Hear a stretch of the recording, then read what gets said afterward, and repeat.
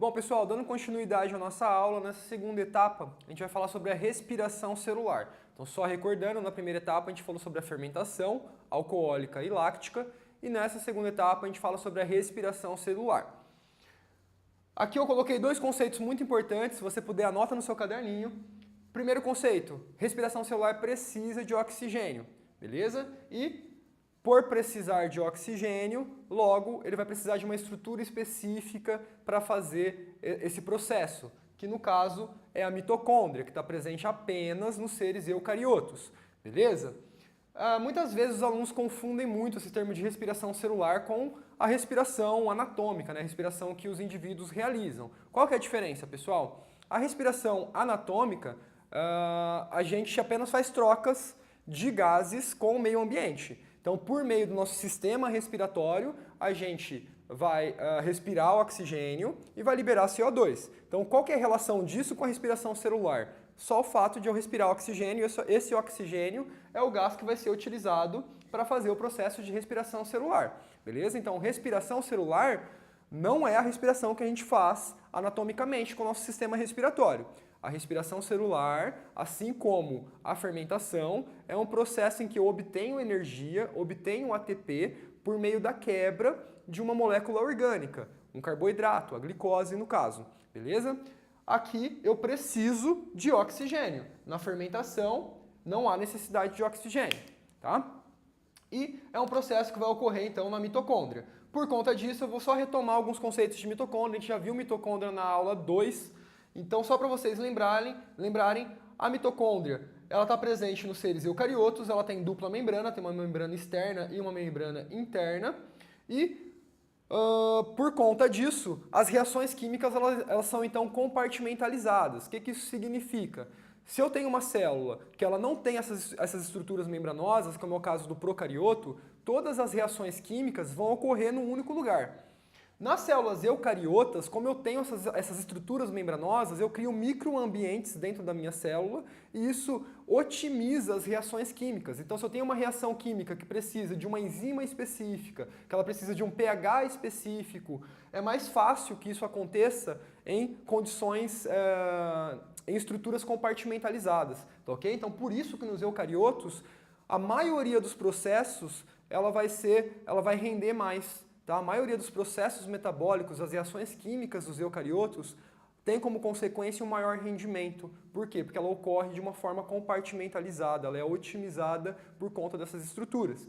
No caso da respiração celular, a obtenção de energia é 19 vezes maior do que a obtenção de energia na fermentação, que gera apenas 2 ATPs de saldo energético. A gente vai ver que na respiração celular o processo vai gerar 38 ATPs. Beleza? Mas vamos explicar agora quais são as etapas da respiração. Vocês vão ver, se vocês pegarem nos vestibulares, nas questões que a gente vai deixar no final da aula, vocês vão perceber que vocês não vão precisar saber todos esses processos detalhadamente, todas essas reações, todos os nomes. No entanto, é muito importante que você saia dessa aula entendendo as principais etapas, pelo menos os nomes de cada etapa e o que acontece em cada etapa e qual é o saldo energético desses processos químicos, beleza? Então é importante que você saiba qual é o saldo energético da fermentação, quais são os resíduos que ela gera e quais são os saldos energéticos da respiração celular e os resíduos que ela gera. Basicamente isso, tá? A etapa detalhadamente é muito difícil de ser cobrado, beleza? Então a respiração ela é dividida em 3 etapas: glicólise, ciclo de Krebs e a cadeia respiratória, que eu vou fazer uma terceira lousa e a gente vai falar sobre ela, beleza? A glicólise, como o próprio nome diz, lise é quebra e a glico aqui é da glicose. Então a glicólise é a quebra da glicose. Ela é um processo muito semelhante à fermentação. Então na primeira parte da aula a gente falou sobre a fermentação tinha 3 etapas. A ativação da glicose, que ela era transformada em frutose 1,6-difosfato, que era um processo que perdia 2 ATPs, tá? Essa ativação perde 2 ATPs. A gente viu que logo em seguida vinha a segunda etapa, que é a etapa de formação do ATP, quando a frutose 1,6-difosfato é transformada em ácido pirúvico e libera 4 ATPs. Então, na fase da glicólise, assim como na fermentação, eu tenho um saldo de 2 ATPs. beleza? Tenho 2 ATPs como saldo energético nesse processo, assim como na fermentação. E aí, diferentemente do que ocorre na fermentação, em que uma terceira etapa seria a formação de resíduos orgânicos, aqui o ácido pirúvico não vai formar resíduo orgânico. Ele vai entrar em um novo processo em que vai ser utilizado toda a energia química presente nesse ácido pirúvico vai ser utilizada para formar ATP. Só uma observação que eu não fiz na primeira parte da aula, aqueles resíduos orgânicos que são gerados, como é o caso do álcool e o caso do ácido lático, é um resíduo pouco aproveitado, tá? Aquela molécula que sobrou é uma molécula que ainda tem alguns carbonos e as ligações entre esses carbonos ainda tem uma grande quantidade de energia. É por isso que o etanol é utilizado como um combustível para os carros ou para os automóveis em geral, beleza? Por quê? Porque ele tem muita energia química contida naquela molécula, tá? Então, por isso que na respiração eu vou ter um rendimento ainda maior, porque eu vou aproveitar essa molécula toda. Eu vou ter como resíduo apenas CO2, tá? Eu vou praticamente destruir toda aquela molécula e gerar um resíduo muito menor. Eu vou reaproveitar todas as ligações químicas, beleza? Então aqui, ó, ácido pirúvico, ele vai entrar na mitocôndria. Então o processo de glicólise, ele ocorre no citoplasma. A partir da formação do ácido pirúvico, ele vai entrar na mitocôndria, tá? Então aqui nós já estamos no ambiente da mitocôndria. E aí vai ocorrer o primeiro processo da respiração celular que acontece dentro da mitocôndria, que é o ciclo de Krebs.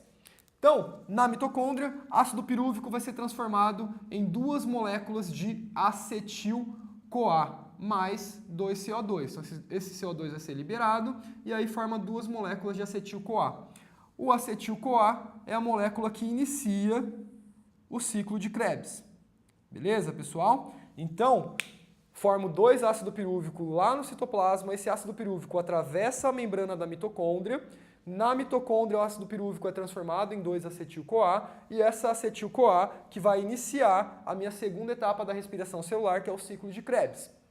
O ciclo de Krebs ele ocorre na matriz mitocondrial, que seria essa região aqui da mitocôndria, essa parte interna da membrana interna, tá? Então aqui é a matriz mitocondrial, então é nessa parte que vai acontecer o ciclo de Krebs e, basicamente, esse processo ele se resume em processos químicos de retirada de hidrogênio e retirada de carbono da molécula do 2-acetil-CoA. Tá? Então, tem o acetil-CoA, que é uma molécula que tem alguns carbonos. O processo do ciclo de Krebs, eu vou retirar hidrogênios e vou retirar carbonos dessa molécula. Tá ok? Esse ciclo ele é muito grande. Se você pegar um livro didático, você vai encontrar todo o processo detalhadamente. Você vai encontrar onde sai o CO2, onde forma ATP, onde vai sair o NADH2, mas isso não é cobrado, como eu falei para vocês. Por isso que eu simplifiquei o processo com a entrada da acetil-CoA. Então, a acetil-CoA entra no ciclo de Krebs, ela vai fazer todo o processo de desidrogenação e descarboxilação e ela vai ter como resultado a formação de 3 NADH2. Então lembrem, o NAD é uma molécula que carrega hidrogênios, tá? Então eu vou ter formação de 3 NADH2, de 1 FADH2, eu vou ter a formação de 1 ATP e de 2 moléculas de gás carbônico. Lembrando que tudo isso é vezes 2, porque eu tenho a formação de 2 moléculas de acetil-CoA. Aqui eu estou representando uma só. Então 1 acetil-CoA vai gerar isso daqui. No entanto, na fase da glicólise, eu gerei 2 moléculas de acetil-CoA. Então, todo o produto gerado por uma molécula aqui, eu faço vezes 2. Beleza? E aí é muito importante a gente se ligar em uma característica específica do ciclo de Krebs, que é a geração de NADH2 e FADH2, que são essas moléculas que carregam hidrogênio.